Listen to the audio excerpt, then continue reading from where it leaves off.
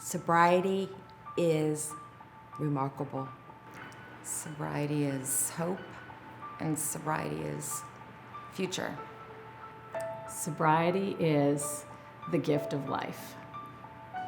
Life-saving, fun,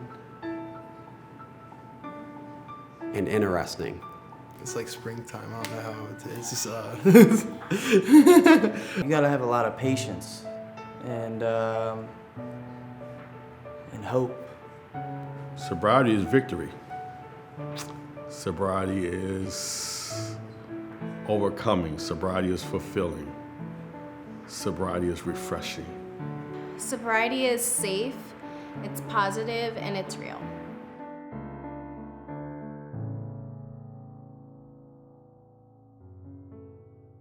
I literally couldn't look at myself in the mirror.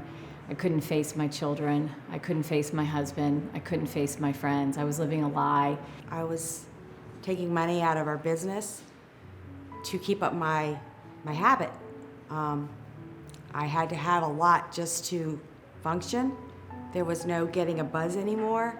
I wouldn't go to a restaurant without, if they didn't serve alcohol, or if there was a baby shower or something, I'd always take something with me to drink. I was 46 after several tries, several rehabs, several broken families, fractured lives. 46 was my rock bottom. Wrecked cars, dropped out of school, ruined a lot of relationships, friend-wise, family-wise, romantically. And then to top it off, January 22nd of last year, I overdosed. It went from a recreational thing to a dependent something that I felt I needed to do. It was a way of escape, but I didn't know what I was escaping from because I didn't know who I was. When I thought about the life that I was living and the insanity of my daily routine and how much thinking and planning went into my drinking, I realized that I couldn't go on like that anymore. I needed help. I couldn't do it on my own. I tried to do it on my own for a couple of years.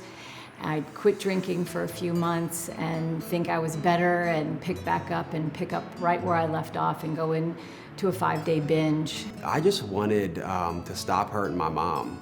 I just wanted a job with benefits. I didn't really want big things when I got clean. I just wanted to stop putting the needle in my arm every day. I wanted to stop being enslaved. I did 17 months in jail for using drugs, and it's just like, I've changed my life drastically. I had seizures from alcohol withdrawal, and I just always felt like there was an impending doom. I didn't think I'd live to be 50. And that was okay because I just started to feel invisible and hopeless. I can't even put into words the feeling when you're down and out, how hopeless you feel. There didn't really seem to be any light at the end of the tunnel. There was a lot of guilt and shame, and it doesn't matter how many showers I got, I just couldn't wash that dirty off of me. It was just something about me I just wasn't at peace with, so when I came out of rehab, I just thought that I'll go back to work and things will be hunky-dory and stuff, but then life stressors or something that would trigger it up, and there I go again. So, I just didn't have any inner peace. You have to come to the terms with, what are you running and numbing from? Because when you're using like that, you're running and numbing from something. I thought admitting that I was an addict and alcoholic was a sign of weakness. The hardest thing for any drug addict is to admit that they have a problem and that they do want help. I had to let other people in, and I had a lot of walls built from a lifestyle that I was living. I knew that I needed to do something because it was something that was controlling me. I just couldn't take it anymore. And it was like time stood still. And I said, I'm addicted to pain pills. I still remember the day and where I was when I realized I was addicted, and I kind of accepted it. I was like, well, this is what it is for the rest of my life. Like, I literally thought that. And just at my age, that's an age where you like to go out a lot, and that's what your friends are doing. And I ended up having to go to detox on my friend's like 22nd birthday, and I was like, I'm supposed to be at a bar, not a detox center. My heart really goes out to the younger generation. Our society says to party. We have all these young adults that are struggling, and it's hard. And my goal now has been to try to get out there and educate and really break the stigma of the two words drug addict. I believe the biggest misconception about addiction in the community is that it's not a disease and that it's a choice. You think of an addict and needles, and I never thought it could just be anyone just walking down the street, and you don't even know. If somebody would have told me when I was in high school that I was going to be a drug addict and that I was going to end up in treatment, I would have never believed them. There is a stigma that is there, and that's something that I think we all got to try to work together to break. It could be anyone. It could be your mom, your dad, your friend, the mailman. It could be just anyone. It's not what you are. It's what you did. It's what has hijacked your mind, but that's not what you are. You are a person who has difficulty with alcohol. You're a person who has difficulty with certain drugs. You're a person who messed up, but that's not who you are. And the biggest misconception is that once an addict, always an addict. Once an alcoholic, always alcoholic. And I really don't like that because it creates that negative public perception, which we like to call stigma.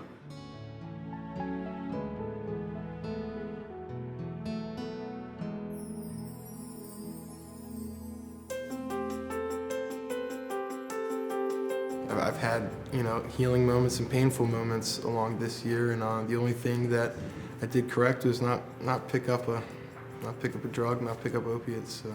I lost a son to the street. I lost a brother. I had some more life stresses, but this time I did not drink alcohol. I did not use. It was not in me to do that anymore because I became settled with myself, and I found other healthier ways to express my emotions. I really was ready to do whatever it took to get sober and to live a healthy and guilt-free and wonderful life because I saw people around me and I wanted what they had. Alcoholism kept me from doing so many things. Driving,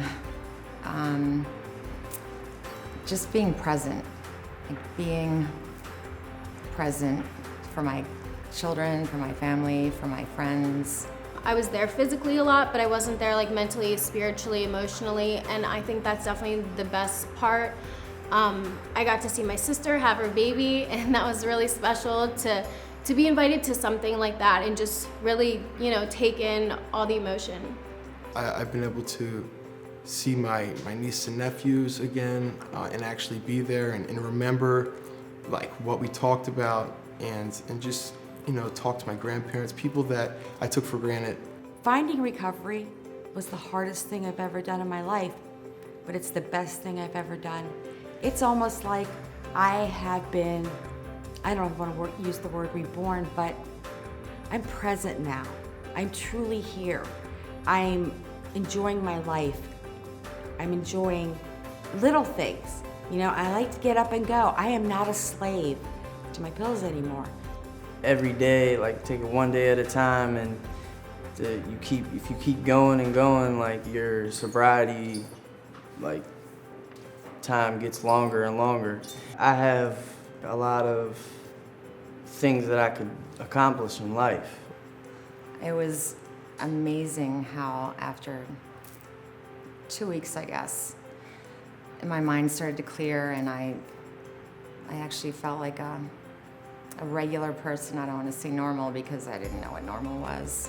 Once I learned how to stay clean from day to day, doors started to open up that I never imagined that would open up. Just because you've been to jail, just because you've been to prison, just because you put a needle in your arm, just because you have felonies, doesn't mean that you can't have a life. There's a way out.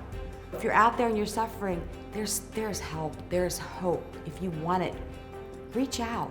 You're not the first one, you're not the last one. You're not alone. I've been there. I'm in recovery and I lost a child. I'm in recovery and I lost a family member. I'm in recovery and I lost a dad. I'm in recovery and I was once homeless. I lived in the streets. I suffered a gunshot wound. I said, I know the life. I lived the life. But I got myself back up. Don't be afraid, don't be ashamed. We need to break the stigma of the two words drug addict.